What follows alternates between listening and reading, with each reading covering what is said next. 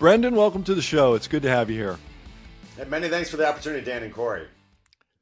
Yeah. So I'm intrigued by you just because I don't know what the chief investment officer of a company like Crane and when I look at KraneShares, like to me, the KraneShares is like the China ETF company, right?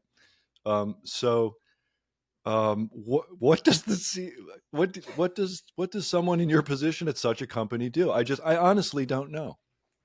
It's a great question, actually. I think ultimately, yes, we are an asset manager focused on investing in growth equities within China and broader emerging markets. But I think the most important thing we do is try to provide a balanced, data-driven perspective on what's happening in China's economy and capital markets. We don't, we're not into selling greed or fear or apocalypse. We don't use hyperbole and exaggeration. We're data junkies, and we want to provide that to investors so they can make a rational decision whether or not to invest with us or not. And we're small business owners. We've built something from zero. And so we're also very, I think, upfront with people about the volatility of investing with us, that things can go well, but they can also not go well. Emerging markets inherently are very volatile. But it's really about the data and the research. And we go to China. We meet with we meet with the companies we're invested in, and we try to provide those perspectives where I think, in general, Western media is a source of disinformation. It's not a good source for what's going on over there. Right. So I have to ask Corey, like, he's not selling fear and greed. Do we even want to talk to this guy? I mean, come on. Do we have any use for this? Yes. I mean, I have a lot more use for it myself, but yeah.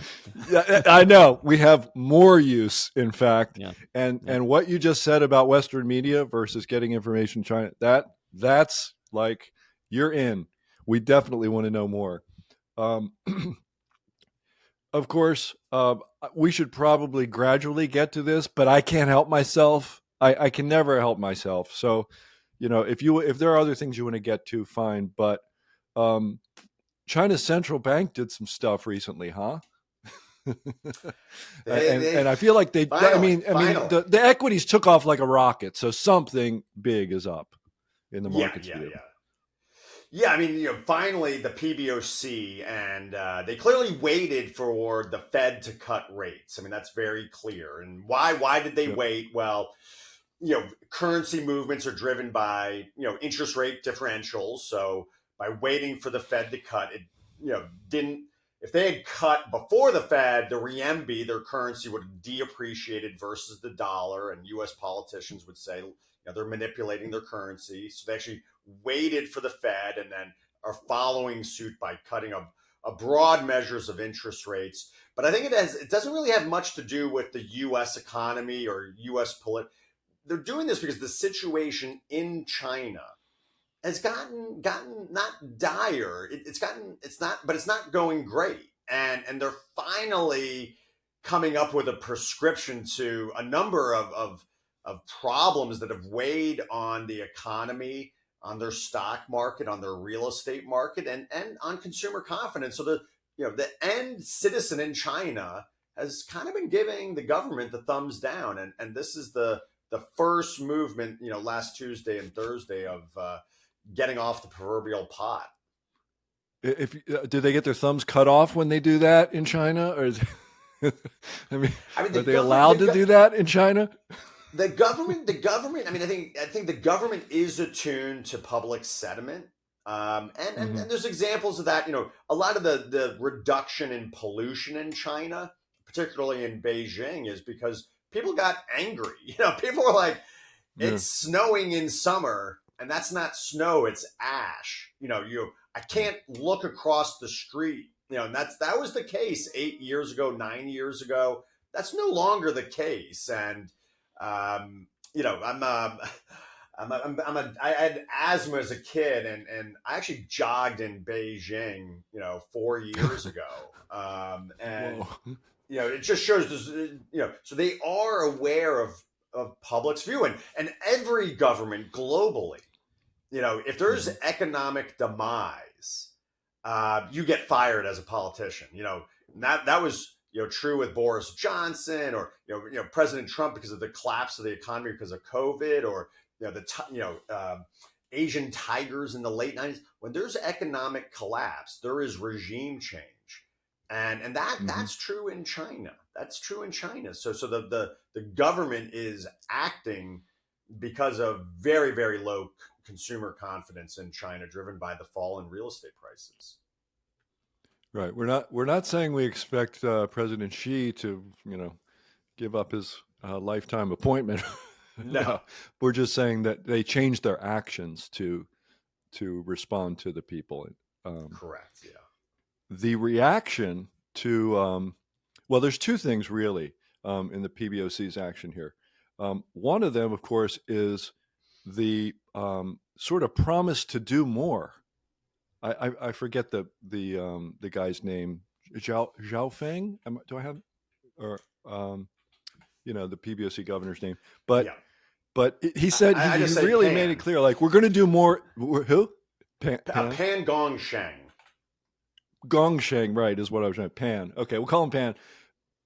He sounded like we're going to do more and more and more. Like, the promise was for more, and the market seems to have taken it very, very seriously. And I mean, some of these things are just up, 20, 30, 50%, just like that. Yeah. What do you make of that? Is this like an overreaction? Are you shocked at the reaction? How do you take it? Well, I think there's what they did is they talked about, they cut all these interest rates. They really are very focused on stabilizing real estate prices, because 2/3 of urban household wealth is in real estate, and that's why consumer confidence has come down, and that's why domestic consumption's been so low. So if you can get property prices up, you raise consumer confidence, you raise domestic consumption. But they also said, we want to raise the stock market, because the stock market is like an indicator of animal spirits, of consumer confidence. And the PBOC said, we're going to give 500 billion RMB, so kind of divide by 7, and that gives it dollars. So we're talking about almost 7 billion, but to insurance companies, brokerage firms, and mutual fund families to buy stocks. Just, we'll just give you 7 billion. And if that doesn't get the stock market up, we're going to give them another 500 billion. And if that doesn't get stock markets up, we'll just give them more. So, So it's like, you have this huge flashing green light. That is mainly focused to Shanghai and Shenzhen stocks. And this is like where, there's, self-serving and highly biased, as an asset manager, this would be like, KBA is our China A. So Chinese A shares are Shanghai, Shenzhen stocks. So this is very much directed to the mainland China stock. Shanghai, Shenzhen, 95% owned by investors in China. Now, there's also Chinese companies in Hong Kong, and they've had a really, really strong reaction. That, and then you have US ADRs as well. And that reaction has been very, very strong, partially driven by, up until 2 weeks ago, Bank of America does a global portfolio manager survey. They say, to mutual fund managers, what are your favorite trades? The number one trade was Mag 7, and the number 2 was short China.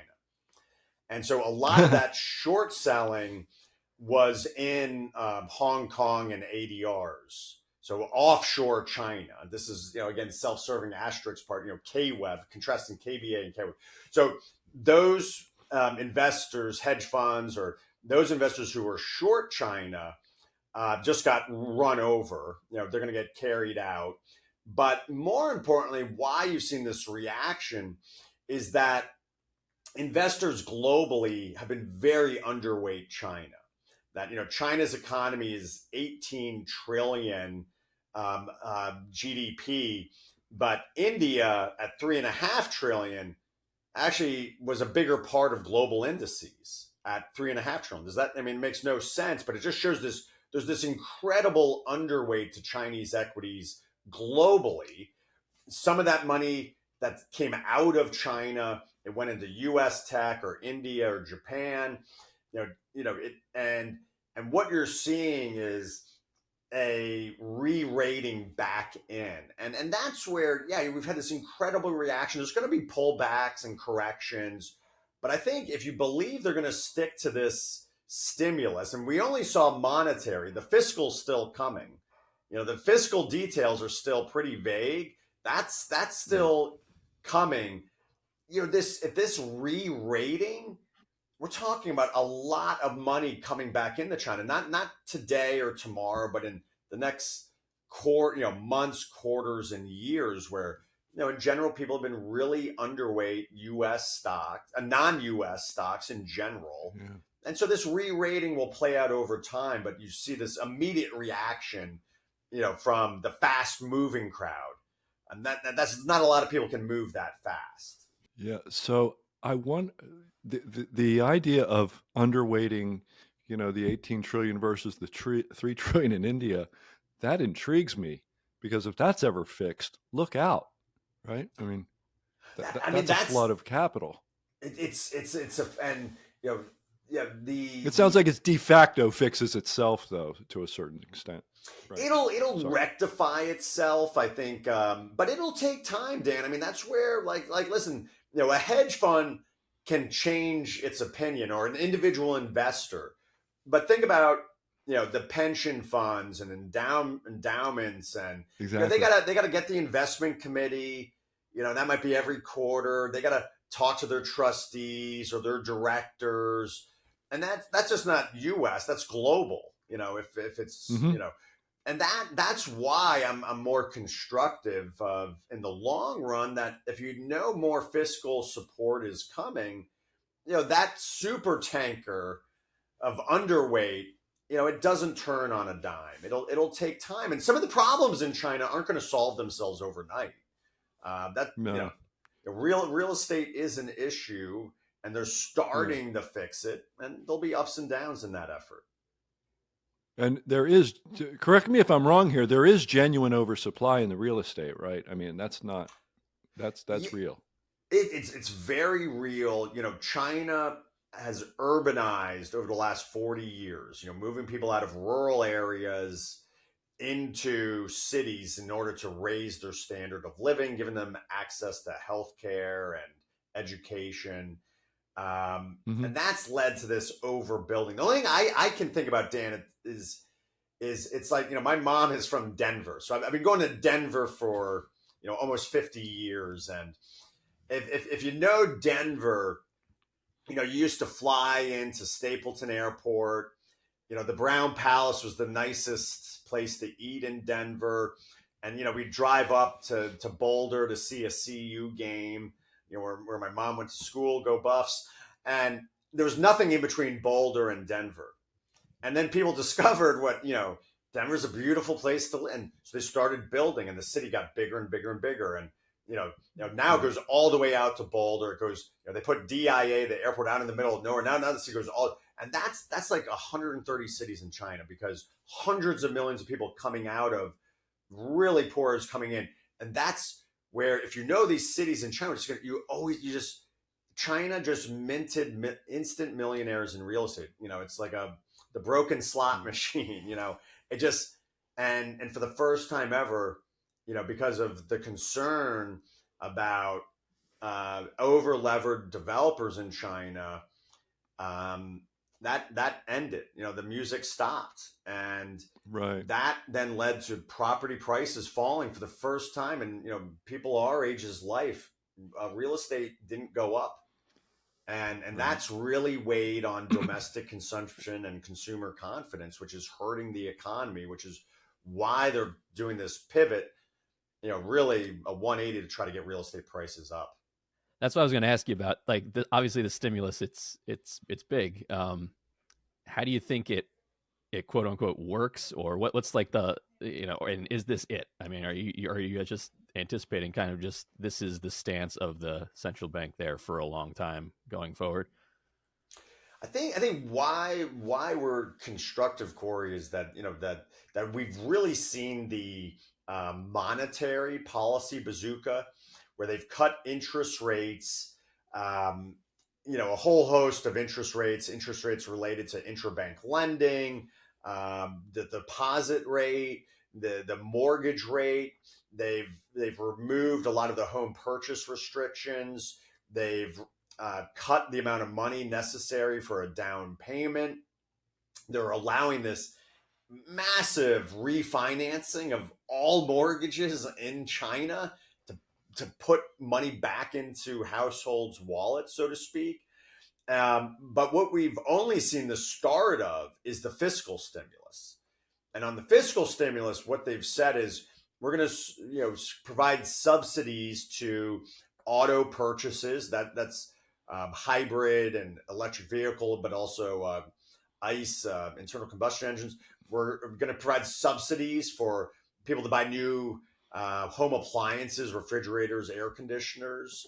But it's only really the start, and what we think will come out over the next several weeks is them really saying, we're going to put 1.5 to 3% of GDP into stimulus geared to raising domestic consumption.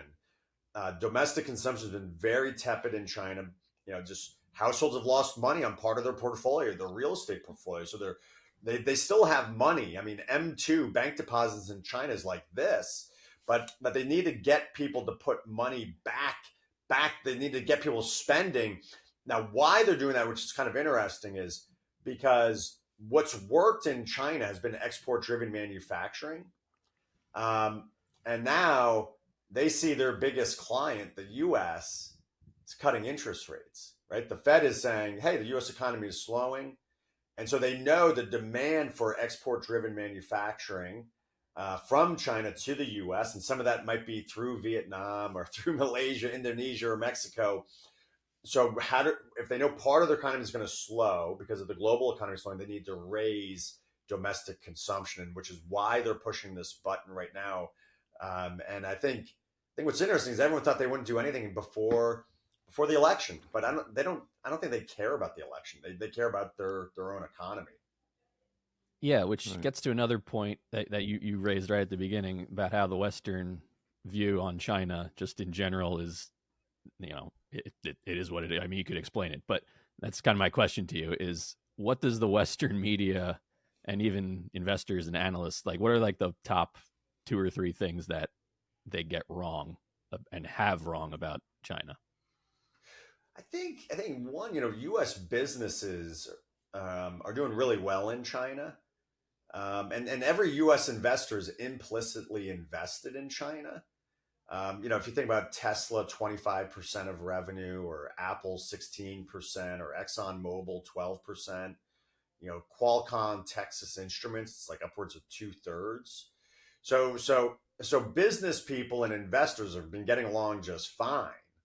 And the diplomats from both sides have not. And I think the media plays with some of what DC wants, but I think that should make every investor nervous. It should make every that if these politicians can't get along, that's a big problem, because a lot of U.S. companies are really dependent on China. We in the West, we outsource our pollution to these poor people. If it's India or China, there's no coal smelters or rare earth processors, here in the U.S. for a reason, because it turns the environment on, into the dark side of the moon, and that's never coming back. And God help us if it should scare people to be like, oh, we want to process rare earths here. Like, I mean, you go out and see what that's done to the environment. You'd think twice. So I think there's a lot of political rhetoric that's not really economic reality. And it's like tariffs. Like, the Chinese government doesn't write. Chinese companies don't. Walmart, Home Depot, Costco write the tariff check to the U.S. Treasury. And a lot of that stuff we can't build here. We shouldn't want to build it here. And I think China exports deflation. We're a beneficiary to that. So I think again, some of the narrative doesn't really fit, the data, and that should make every investor nervous a little bit. If you own Apple or Nike or Boeing or Caterpillar, no China, big problem. Right. On the other side of that, some years ago, I don't know how long ago it was, I came upon a book called Asian Financial Statements. And the basic idea was don't trust any of them. So, you got to be extremely careful. What is that like? Do you have, are there standard problems analyzing Asian financial statements? And you can, by all means, focus on China. Yeah. I mean, I think there's things are improving. Big U.S. accounting firms are doing the books on particularly the Hong Kong and U.S. ADRs today, and yes, that's their China subsidiary. So I think the trajectory of improvement is there. The government is pushing for more corporate governance. It's been part of our counsel to investors is to be diversified. That there can be problems with individual companies. Evergrande was audited by a big U.S. 4 accounting firm. So that's a little bit self-serving again because obviously we provide baskets of exposure, but there's an argument for being diversified to try if there is a bad apple. That it doesn't sink the proverbial ship. But I think the trajectory is improving. What's probably missed a little bit is the role of U.S. private equity in China and emerging markets. That a lot of these companies that we're invested in were funded by U.S. companies, U.S. private equity, venture capital that went into China in the early 2000s and became the Alibabas and Tencents and others. So those companies have had to deal with a Western investor mindset, which is why they act differently than in mainland China. It's been more the domestic investor is the main investor. So that investor is not quite arguably to the same standard, which again is why we recommend being diversified, particularly on that onshore China space. What do you make of David Tepper's comment? David Tepper, a famous fund manager who's been in the news about China recently. He was asked what he's buying in China. He said, everything. Yeah. As someone who sells baskets of Chinese equities, that should make you pretty happy. It's a great validation to hear the enthusiasm from such a legend of our business. And, again, he's a hedge fund, so he can hedge, right? And he can move really quickly. But I think, he started coming into the space to his credit, probably about 2 quarters ago. And, he's, you can see his 13Fs he does publicly file. So he was early. I mean, and that's part of what, I think makes him a legend, right? Part of his reputation is to be a contrarian. And, I think that's part of his great reputation is going against the grain, which, the media, was telling, probably saying he was out of his mind, and, he went and did it, but, I tip my hat to him. Right. So spelling out a question, a more specific question from that is just, the idea of buying everything. Is there something you like? I guess the real question would be, is there something you like better than something else in China right now? Or is it really because of the nature of the easing and everything and the fiscal stimulus to come, is it like you're just buying China, you're buying the baskets? Yeah. I think like Dan would say, like, you're buying beta. You're just, you want to buy the market. And, on Monday, it was amazing. There's over 5,000 stocks listed on the Shanghai and Shenzhen Stock Exchange. 4 went down. 4. You're just Feel bad like, for those four. I mean, over five. I mean, I was going to look like what were those four names? Right. Over So a somewhat 5,000. broad rally. Yeah. Just a touch, just a smidge. And it was very. Hong Kong doesn't have nearly as many stocks listed there, but it was similar. Like literally, no stocks went down, and so that's I think what Tepper was just saying. Like, you just want to hit the side of the barn. Like, can you imagine being the guy or gal that their definition of China was one of those four stocks that went down? So I think he's just saying own it all. I mean, I think where we would our communication investors is like you got this onshore China, Shanghai, Shenzhen, and then you have this offshore Hong Kong and the ADRs. Right. And this is where we kind of say like KBA versus KWEB. And again, there's a lot of other China ETFs from competitors out there, so don't just look at our stuff. But where a lot of that PBOC governor was saying was for the KBA names, where he was saying that is what the Chinese government really cares about because it's the domestic investor. It owns those same stocks. And then you have foreign investors. They really want these growth stocks like we hold in KWEB, the Alibabas and Tencents and Meituans. And the foreign investors will kind of come back to those growth names in Hong Kong. And so I think as an investor, you have to think about, self-serving and highly, I own them both because I can't predict which one's going to do better. I've lost a lot of money over the last 3.5 years in them both, and I'm not quite back to even, but I'm getting there. But I think you'd have to say like, what's going to drive this? And I think there's arguments for both camps, but they're not interdependent. They're very different investor bases, so they can do very different things. And I think you'd say the domestic investor. Actually, Brendan, before you go on though, the names overlap, or are we saying the names don't overlap, or they do overlap? They're just dramatically different investor bases. They don't overlap. They do not overlap. Okay, so the names don't overlap. I got you. All right, here we go. Yep, that's good. They don't, and then and there's no fungibility. There are a smaller set of companies that are dual listed, but there's no fungibility. You can't switch back and forth, and that's part of why they move so different. So you kind of say, is the domestic investor going to get really excited? And I would say, I think so, and back in 2014, 2015, a big bull market in mainland China got a little out of hand in terms of leverage. They're not going to let that happen again. But I also think foreign investors are really, really underweight China, and just some of that money coming back in. It's real money, and that will take time. That will take time. And Dan and Corey, I'd say like, listen, China's done, made huge policy mistakes over the last few years, huge PR blunders.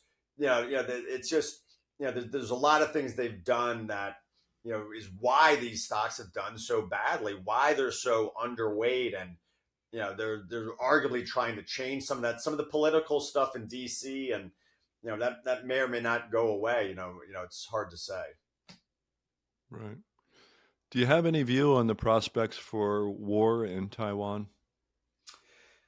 We've been, I think the most important thing is that China saw what happened to Russia, and that is why we don't believe they will invade Taiwan militarily. That China's economy is very geared to the West, that they're very dependent upon export-driven manufacturing, and Russia had nothing to lose because it's not integrated in the global economy. I mean, yes, they've got oil and some metals. China cannot afford not to export to Europe, to the United States. Their economy would just collapse. The other reason we've been very skeptical is the U.S. Navy. The U.S. Navy. The U.S. spends more, on defense than the next 9 countries, including China. we have 16 aircraft carriers. They have two, one of which is this, rust bucket they bought from. And if when you go to Asia, if you parked one of our 16 aircraft carriers in the Strait of Malacca outside of Singapore, China would starve without Middle East oil. I mean, the economy had collapsed. So I think we're very we obviously want the U.S. government is very clearly going to support Taiwan, and I think that's a huge deterrent. I don't know why there's some skepticism about the U.S. Our great military. It's a great deterrent for China doing something militarily. In the long run, it's a patriotic issue in China. Taiwan was part of China, and Right. they want it Right. back in the long run. It just they just I just don't think you do the mental math. It just doesn't make any sense to do it militarily. Right. So my understanding is that Taiwan was kind of a product of the communist revolution. People sort of escaped to there, and obviously they had a a non-communist system, and economically it worked, and and things change. I'm not going to profess to have some sharp view on this and to know how it ought to be. It will be the way it will be, and it doesn't matter what we think. Oh But yeah. there's a case to be made that it's like a different country now. Oh, It's it's just it's not the same. for sure. I mean, Yeah. it's a complicated issue. It goes back to the Opium War. We're talking 1860. The British, the French, the Russians, Americans. Most people don't realize. U.S. Marines were based in Shanghai less than 100 years ago. We owned a piece of Shanghai. Because after the Opium War, the emperor was dethroned, and we got a piece of it along with the Germans, French, Dutch. It's a really complicated issue, and I agree, Dan. No one in Taiwan has lived under Chinese rule since 1901 when the Japanese invaded. Right. Yeah. Which was part of the events that led to World War II.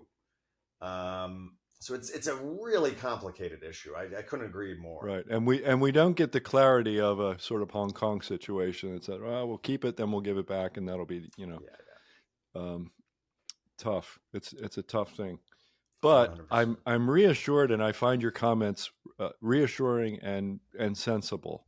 It seems to me the Chinese don't seem like they're, or maybe I'll let you tell me this, but it just doesn't seem like they're so, um, you know, just utterly jingoistically, however, or isolationist, or whatever you'd have to be, however you want to describe that, to cut themselves off from the world, via the inevitable sanctions that would result.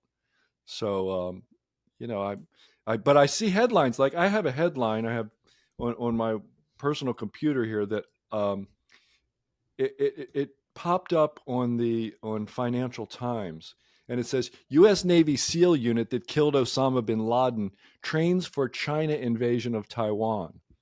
Now, in and of itself, right, that it's just a headline, right?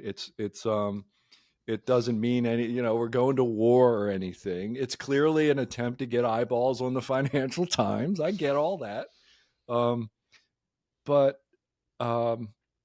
maybe that headline just speaks to what you were saying, that the disconnect between Western media and what's really going on in China. Is it that simple?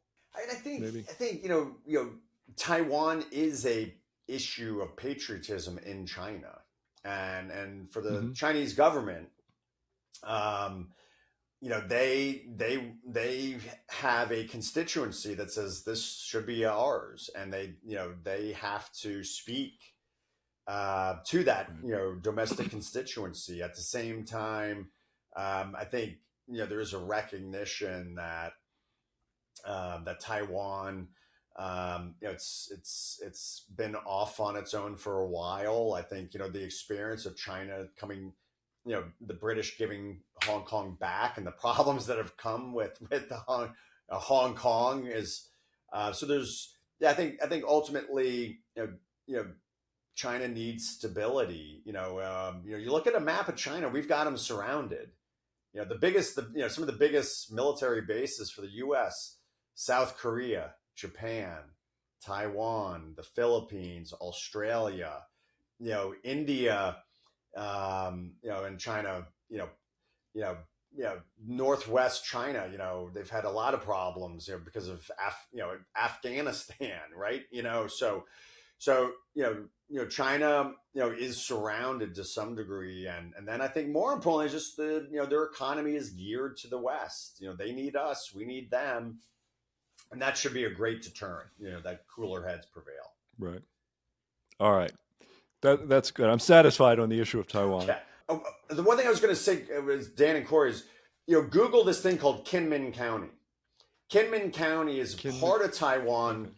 Okay. That sits just 3 miles off of the mainland China. That most of the big island of Taiwan is 100 miles away. Kinmen County is part of Taiwan. It sits 3 miles away. When you use Google Maps, you'd say people live there, and you'd say if people thought they're about to roll in, that would be the last place on earth you would live. But you'll use Google Maps, you see houses and high schools, and it just it just shows that, listen, some of it's this nice. Yeah, I've not been. I've been to Taiwan, which was nice and recommend. But I just say, Kinmen County just shows a little bit of what the locals in Taiwan think about the probability of the tanks rolling in. The place would be abandoned if they thought that was the case. Right. Yeah, that makes sense. I was going to ask you about more about the economic reality domestically there. I mean, all things being equal, say there's no war threats happening. There's no horrible real estate situation. What does the Chinese economy have going for it, right now with, either the population demographics, whatever it may be, domestically, say the stimulus works as planned, how would that play out? I think it's the next leg of stimulus. It will be geared to the domestic consumption story, and I think that'll benefit a lot of U.S. multinationals in China. That if they can get consumer confidence up, people will start spending more. But then there's certainly a lot of domestic companies are great beneficiaries. If it's there's the e-commerce companies that do 26% of retail sales. There, as consumer confidence rises, people will travel more domestically, internationally. They'll eat out more. They'll spend more on apparel, and cosmetics. So I think there's a whole host of domestic as well as international companies that will benefit from the rise of domestic consumption. Then I think we can anticipate that this export-driven manufacturing will slow as the global economy slow, as the U.S. economy is slowing a bit. There'll be less demand for those goods. So they'll see, I think, a little bit of the handing the baton within the domestic economy from export-driven manufacturing to this domestic consumption story. Is KraneShares in any Taiwan names or just mainland China? So we have an emerging market version. Our flagship fund, KWeb, is very focused on the China growth stocks, internets. But we had an investor that said, "Hey, can you do that for emerging markets?" I don't buy countries. That's so specific. I buy EM. So KEMQ is kind of the EM version of KWeb, and it does include Taiwan. It includes the Taiwan semis, South Korea, Indonesia, Malaysia. So it kind of just takes the KWeb thesis, applies it to broad EMs. We do have exposure to Taiwan, but we also work with a lot of investors in Taiwan. I've been there numerous times. All right. Do you have any view on I forget what it's called, the United States Technology Act? I forget what it's called, but that's going to push money into, among other places, semiconductors, and investing in semiconductor manufacturing in the United States, which of course would would tend to draw some of that away from Taiwan. Yeah. I think it's I mean, to me, it seems very logical that the chips that the U.S. military needs are produced domestically. And so, Taiwan Semi's, building this plant in Arizona. And that makes a lot of sense. I mean, just, today, I mean, literally today, there's a typhoon hitting Taiwan. And so the markets were closed, but, it just shows that, natural disaster, I mean, forget China or, an invade, I mean, they actually had an earthquake in Taiwan about a month or two ago, and it thankfully was not near where Taiwan Semi's plant is. But imagine, a major just earthquake. The whole world is dependent upon this one company. And so I think for the U.S. military, it makes just a whole makes tons of sense that be made here. Should this be made here? Probably not, because you can only sell it to not even 400 million people, where you build it in China, you can then sell it to not just their, 1.5, you can sell it to the 4 billion people in Asia.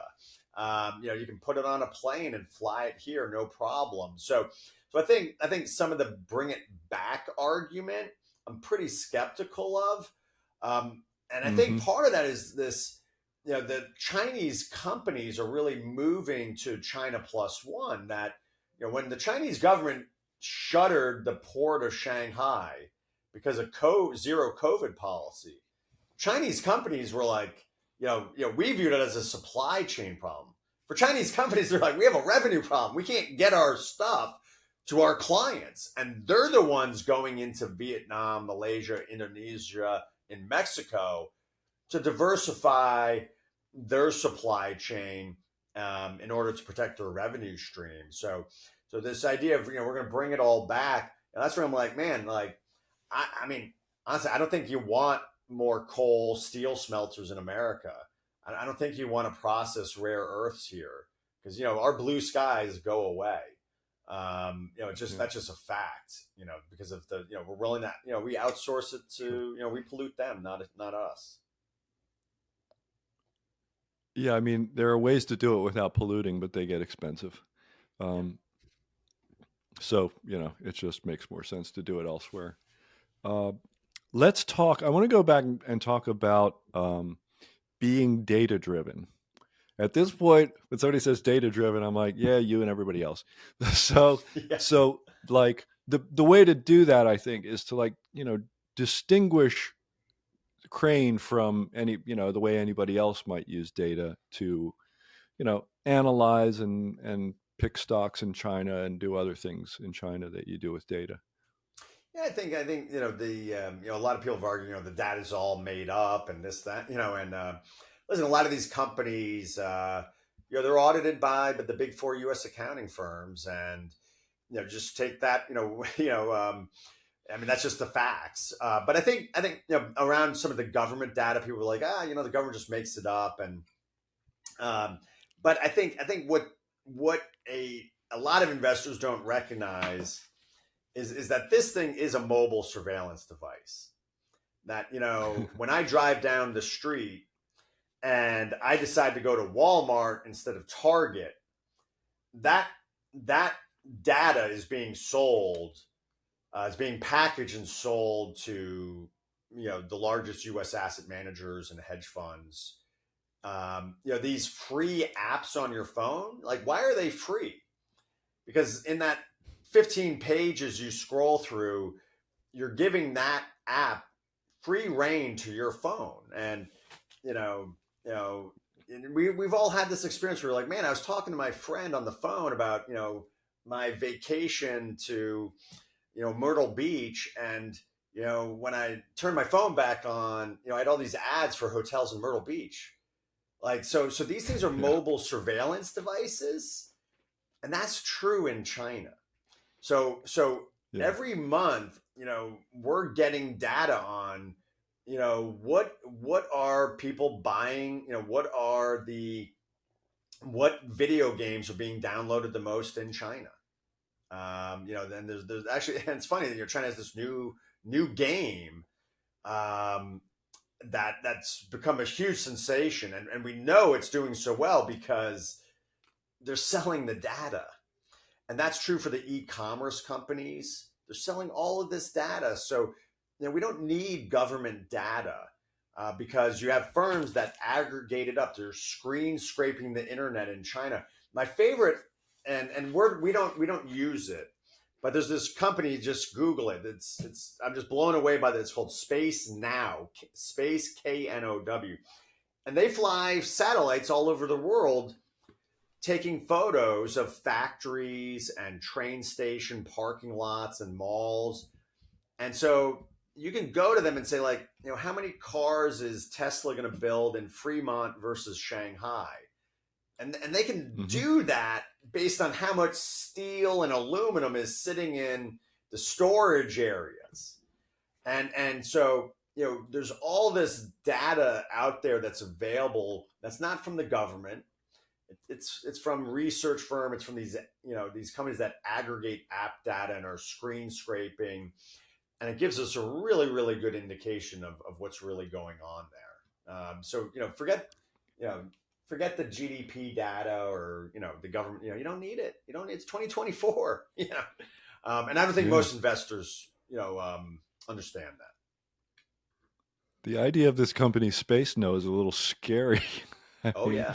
They know everything from space, I think is what the name of that is trying to tell us. But they just have image after image here of, just detailed factories and airports and all kinds of things that they're showing you. That's really interesting. It reminds me of driving past the port of Baltimore here and looking at how many cars are there or not to see how see what's going on with the auto industry. And Corey, there's hedge funds that are, there's data firms. They're paying someone to sit out there and count it. That they're putting a drone over that part, and that's true in, outside of the port of Dalian or Shanghai or Hong. There's people, their job is to sit and be like, how big was that boat? How many containers were on it? And, it's just, it's things have really evolved from being like, I need the National Bureau of Statistics to tell me, what retail sales was, every month. I knew that weeks ago, real time. Right. Yep. That's cool. So actually, I still maybe then, since that was a longer discussion than I so sum it up for our listener then. What's, if you had to say, hey, how does KraneShares use all this data that, in ways that might give them an advantage? Put it that way for our listener. Well, I think we're producing research that's leveraging that. Just yesterday I met with Alibaba in New York, and so I'll be writing about, hey, I met their head of PR was in our office, and they were showing, they showed me this incredible video of how they're using AI to facilitate say U.S. or global people buying and selling goods. From China or from Germany or from the U.S. Incredible. And so we're trying to provide that insight, and I think most of us get our China views from Western media, and I think they're paid to get clicks, which is some of the hyperbole, exaggeration, and populism. And we want to provide people a perspective of what's really happening. And we're investors. The only way I get paid is if people buy our ETFs. That's at the same time, we're small business owners. Every piece of idealism in me has been snuffed out in trying to build a company. But I have kids, and they got to grow up in a world with China, and maybe we're building a little bit of a bridge. Maybe people say, hey, if we can communicate with Chinese companies, maybe the politicians should as well. But I think it's really about just providing that data. And I say to people like, Dan and Corey, like we should be just a tiny part of a portfolio. We're super volatile, super volatile. And so you got to downplay it. Like, you got to say, hey, this is just a small piece of a well-diversified portfolio. But I think, we do think there's an opportunity. We've had a big run here. Maybe you wait for pullbacks and corrections inevitably. But yeah, we do think there's an opportunity. And if what a lot of investors don't think I understand is, we get this U.S. media narrative, but outside of the U.S., when you travel in Asia or the Middle East or Europe or, it's a very different media narrative because they do a lot of business with China. China, and you go to any commodity country, their number one client is China. Do you think their media is bashing China every day? Like, no.